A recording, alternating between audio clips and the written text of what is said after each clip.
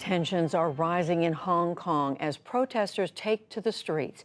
At issue, a new law that allows extradition of suspected criminals to China.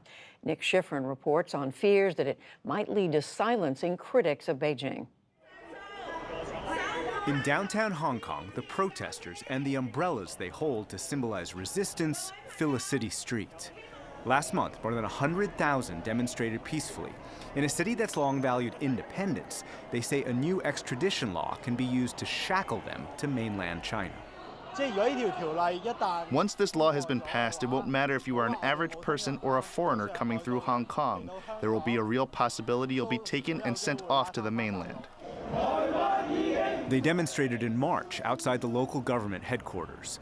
They described the law as rendition, allowing China to kidnap and imprison any Hong Kong residents or visitors accused of significant crime, and any Hong Kong leading activists critical of the Chinese government, like Joshua Wong. Perhaps in the worst scenario, activists might be jailed in mainland China, even they are permanent Hong Kong residents.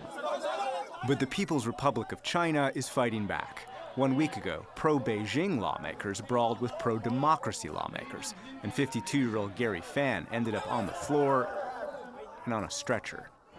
Other activists were convicted last month of public nuisance charges. Several of them ended up being bused to jail. The new Hong Kong law could also have implications for the United States. A group that advises Congress on China said the law could, quote, allow Beijing to pressure the Hong Kong government to extradite U.S. citizens under false pretenses. China is urging the U.S. to stay out of it. It is wrong to try and interfere in Hong Kong's affairs in any way. Hong Kong streets haven't been this full of protesters since 2014. The umbrella democracy movement started in response to Beijing's decision to vet candidates for Hong Kong's elections. Thousands of demonstrators gathered in the streets, brandishing their namesake umbrellas to protect from pepper spray. Those were heady days for student activists who led the protests. The ongoing occupying movement would for sure generate sufficient pressure to the government. But many have since given up. On a busy street in Hong Kong, a door that once led to a bookstore of resistance is now covered by a paper sign indicating it's closed. Owner Lam Wing-Ki fled to Taiwan, fearing he could not avoid forced extradition. It is making Hong Kong into a very dangerous place. Anyone can be extradited. There is no longer any protection, no sense of personal security. For his part, Joshua Wong is defiant, urging fellow activists to remember the optimism they felt in 2014. No matter what's happened, I hope people will never forget the spirit of umbrella movement, and we will continue to fight for free election. This week, a delegation of pro-democracy leaders visited Washington, D.C. They met with Secretary of State Mike Pompeo, who, quote, expressed concern that the proposed law changes, quote, threaten Hong Kong's rule of law.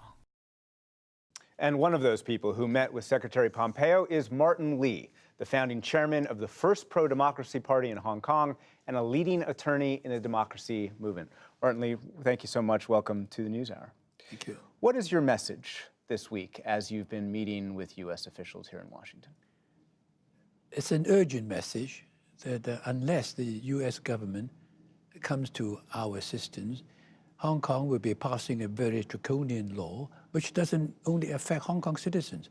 Things are going terribly wrong, and our legislature is about to ram through a piece of legislation which, in fact, hurts the welfare and the well-being of a lot of your citizens, 85,000 of them living or working in Hong Kong. Because once the law is passed, any one of them could be transferred back to China for trial or on trumped-up charges of rape or corruption or whatever, which they will allege that you have committed many years ago. And why the United States? Why are you asking for U.S. help specifically? Well, because I believe the U.S. government is the only government which would take the lead. I don't think the British government would take the lead. And so Hong Kong, of course, will continue to fight against this. This is dreadful, because if we cannot even protect the safety of people living in Hong Kong or visiting Hong Kong as a tourist, how can Hong Kong continue to be an international city? The chief executive of Hong Kong, who has backed these changes to the laws, of course, says that, look, there are loopholes in the law that prevents the extradition of criminals, real criminals, and that this legislation is required. What's your response to that? It's not a loophole at all. It's a firewall separating our system from the mainland system. Mainland China, Hong Kong versus mainland China. Indeed, and that is indeed China's own policy regarding Hong Kong. They introduced a policy of one country, two systems. Our system is separate from them. Let's go through some of the other arguments the chief executive makes. She says that she has reduced the number of people who could be dragged into this law, and she's raised the bar that only people who have committed offenses punishable by 3 years rather than 1 year as it originally was. Does that reassure you at all? She can increase it even to 7 years. Because if they concoct a case in mainland China, it could be murder. So there's no safety at all. If we can believe the Chinese system, judicial and legal system, fine. But we don't. That is why even today, there is no arrangement between Hong Kong and mainland China for transfer of fugitives from justice. The last argument that the Hong Kong chief executive makes is that this law would only be used to prosecute real criminals and not to prosecute anyone for race, religion, nationality, or more to the point, political opinion. Again, that does not reassure you? Of course, if they want you, they will bring you back on a trumped-up charge of murder or rape or corruption. We just heard the spokesman for the foreign ministry in Beijing discussing how the U.S. should stay out of this, as he put it. By coming here, do you fear that you're allowing him to make that argument, that you are coming here asking for the U.S. And allowing the argument to be made that the U.S. is meddling? Well, in fact, back in 1984, when the British government entered into this joint declaration with the Chinese government, under which Hong Kong, Kowloon, and the new territories were all returned to China, the Chinese government worked very hard to lobby for international support, and they lobbied the U.S. government to support that agreement. So how can they ask you to stop interfering? They ask you to support the one country, two systems, and your government still does support it.